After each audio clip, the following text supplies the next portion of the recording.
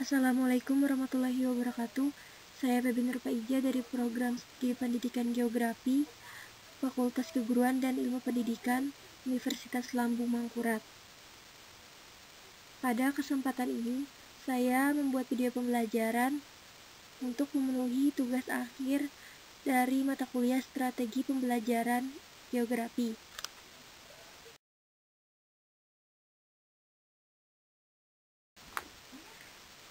Jadi teman-teman, di sini saya akan membawakan materi tentang sumber daya alam.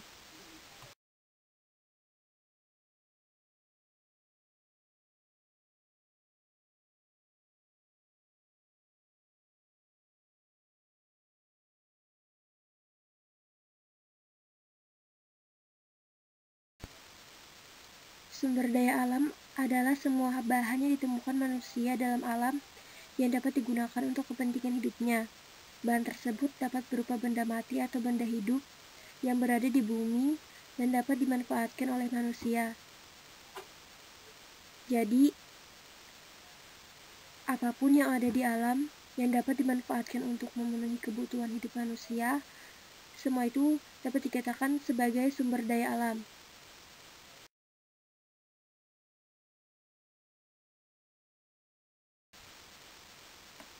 Sumber daya alam memiliki beberapa klasifikasi, di antaranya seperti sumber daya alam berdasarkan kemungkinan pemulihan, sumber daya alam berdasarkan materinya, sumber daya alam berdasarkan habitatnya, sumber daya alam berdasarkan kegunaan atau penggunaannya, dan yang terakhir sumber daya alam berdasarkan nilai kegunaannya.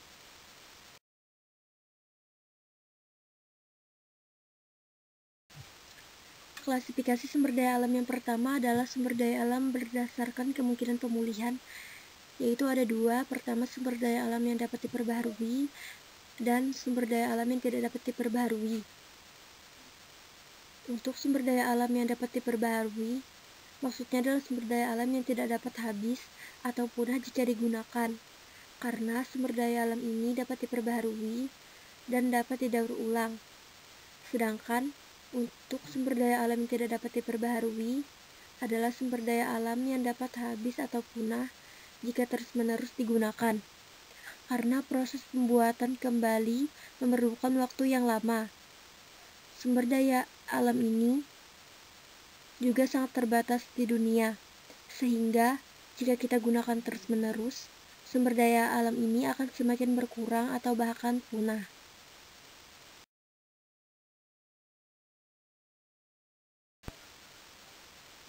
Ini adalah beberapa gambar dari contoh sumber daya alam yang dapat diperbaharui, seperti air, hewan, angin, dan tumbuhan.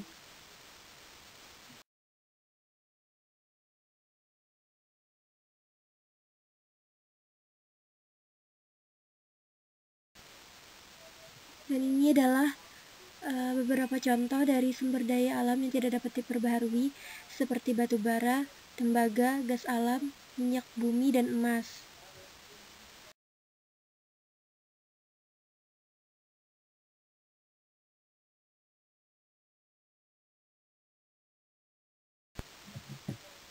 Yang kedua adalah sumber daya alam berdasarkan materi, diklasifikasikan lagi menjadi dua. Yang pertama, sumber daya alam organik atau hayati, kedua sumber daya alam anorganik atau non-hayati. Sumber daya alam organik adalah sumber daya alam yang berasal dari makhluk hidup. Sedangkan untuk sumber daya alam anorganik adalah sumber daya alam yang berasal dari benda mati atau sisa-sisa makhluk hidup atau kehidupan. Sumber daya ini menghasilkan benda padat, cair, dan gas.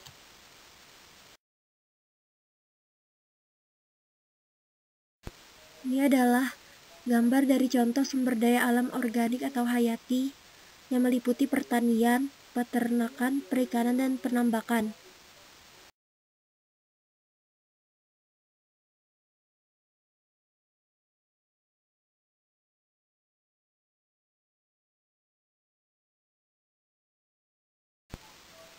Contoh sumber daya alam anorganik seperti timah, belerang, batu bara, bauksit, dan emas.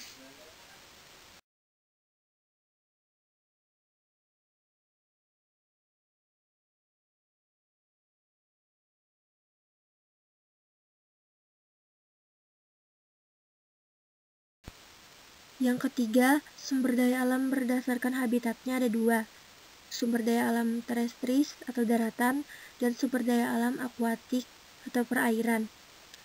Untuk sumber daya alam terestris sendiri adalah sumber daya alam yang berhubungan dengan tanah sebagai lahan untuk berbagai aktivitas penduduk. Sedangkan sumber daya alam akuatik atau perairan adalah sumber daya yang berhubungan dengan air sungai, air danau, air hujan, dan air laut.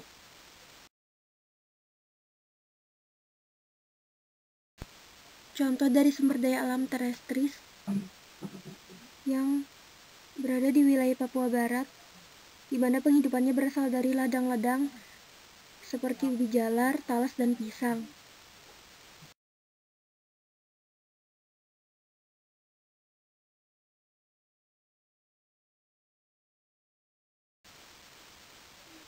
Contoh sumber daya alam akuatik yaitu di Pulau Sulawesi Selatan, di mana masyarakatnya menggantungkan hidupnya dari budidaya rumput laut.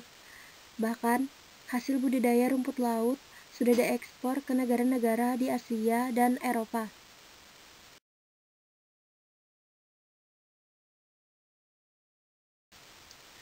Yang keempat ada sumber daya alam berdasarkan kegunaan atau penggunaannya diklasifikasikan menjadi dua.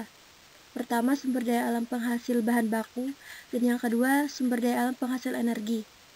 Untuk sumber daya alam penghasil bahan baku adalah sumber daya alam yang dapat digunakan untuk menghasilkan benda atau barang lain sehingga nilai gunanya akan menjadi lebih tinggi. Sedangkan sumber daya alam penghasil energi adalah sumber daya alam yang dapat menghasilkan untuk memproduksi energi demi kepentingan umat manusia di muka bumi.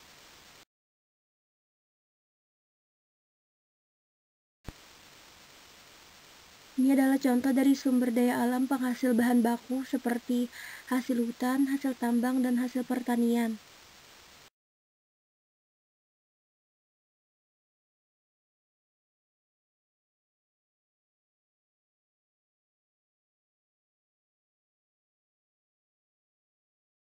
Sumber daya alam penghasil energi seperti ombak, panas bumi, arus air sungai, sinar matahari, minyak bumi, gas bumi, dan lain sebagainya.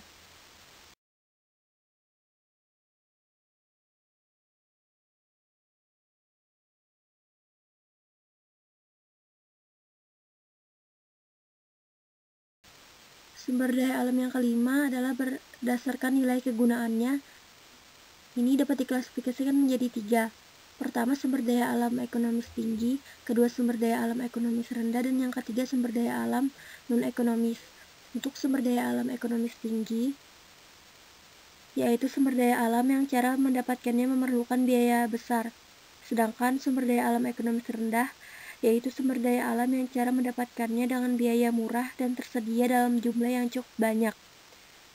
Dan yang ketiga, sumber daya alam non-ekonomis, maksudnya adalah sumber daya alam yang cara mendapatkannya tanpa mengeluarkan biaya atau tanpa pengorbanan dan tersedia dalam jumlah yang tidak terbatas.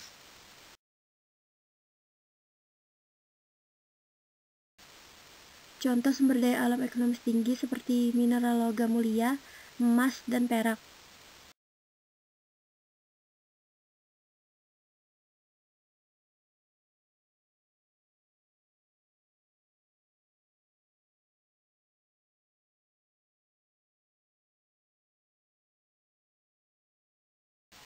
Sedangkan contoh sumber daya alam ekonomi rendah adalah pasir, batu, dan gamping.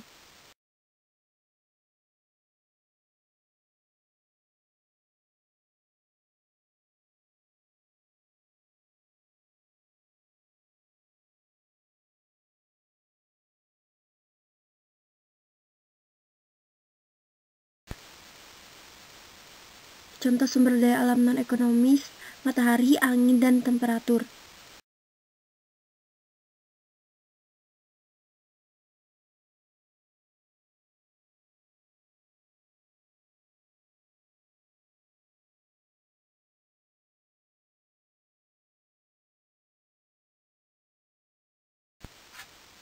Manfaat sumber daya alam.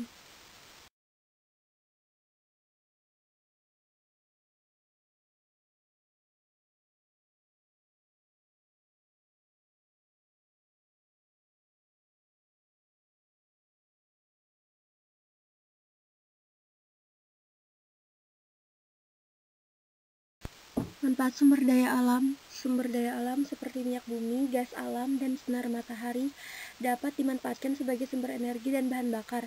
Sumber daya alam seperti kayu, batuan, dan pasir dapat dimanfaatkan manusia sebagai bahan dasar untuk membangun tempat tinggal. Sumber daya alam seperti bahan-bahan tambang dan batuan juga berpengaruh dalam pengembangan teknologi. Sumber daya alam juga berperan dalam menjaga keseimbangan alam. Selain berakibat buruk bagi lingkungan, eksploitasi sumber daya alam juga mengakibatkan langkanya bahan-bahan yang menjadi kebutuhan manusia. Sumber daya alam memiliki pengaruh yang besar terhadap cadangan devisa dari negara.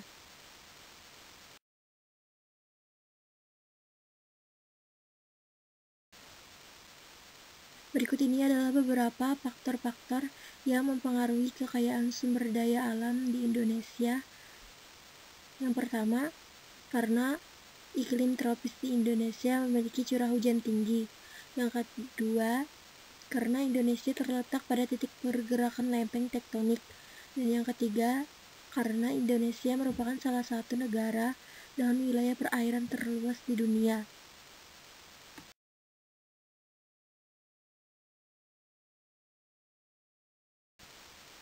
Persebaran sumber daya alam.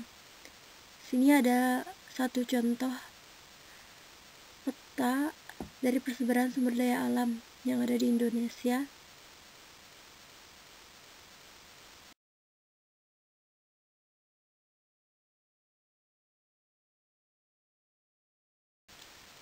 Persebaran sumber daya alam contohnya meliputi hutan. Kekayaan hutan di Indonesia merupakan salah satu yang terbesar di dunia, selain Brazil dan Zaire. Berdasarkan catatan Kementerian Kehutanan Republik Indonesia tahun 2011, hutan Indonesia mencapai 99,6 juta hektar. Luas hutan tersebut selama ini telah mengalami penurunan yang cukup besar.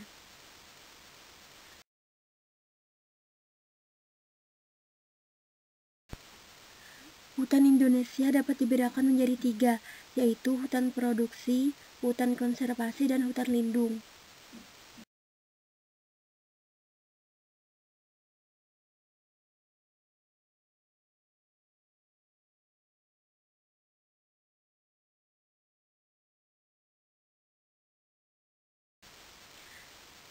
Hutan produksi adalah kawasan hutan yang memiliki fungsi pokok menghasilkan hasil hutan baik itu hasil hutan kayu maupun hasil hutan non-kayu.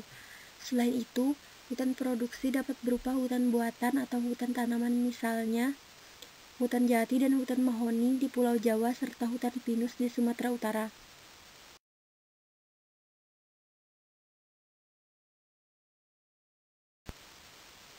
Hutan konservasi adalah kawasan hutan dengan ciri khas tertentu yang mempunyai pokok pengawetan keanekaragaman tumbuhan dan satwa serta ekosistemnya.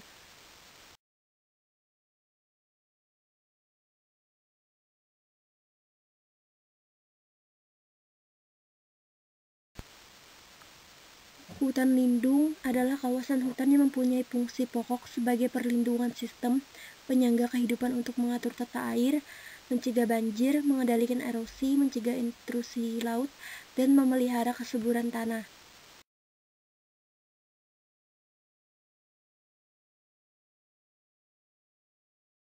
Di sini ada jenis-jenis kawasan konservasi seperti kawasan suaka alam, kawasan hutan pelestarian alam, dan taman buru.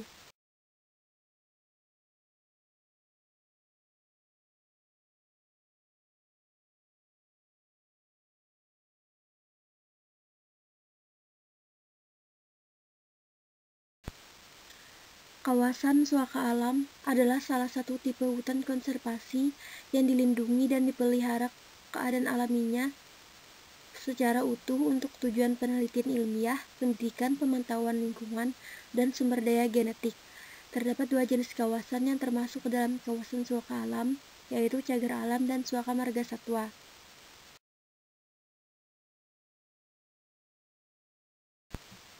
Contoh kategori dari hutan suaka alam ada 4. Pertama, cagar alam, cagar biosfer, suaka marga satwa, dan taman nasional.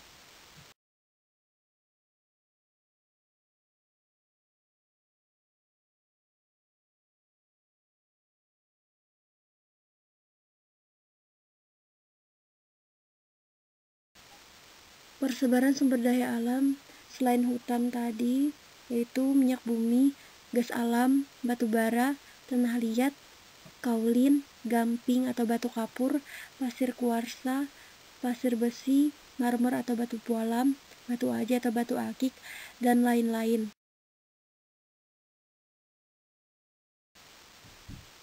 Pengelolaan dari sumber daya alam.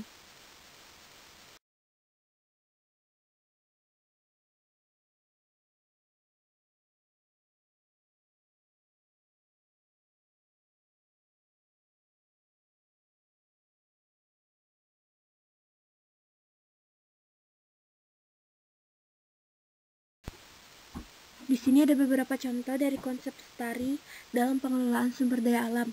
Yang pertama, pengelolaan sumber daya alam di bidang pertanian.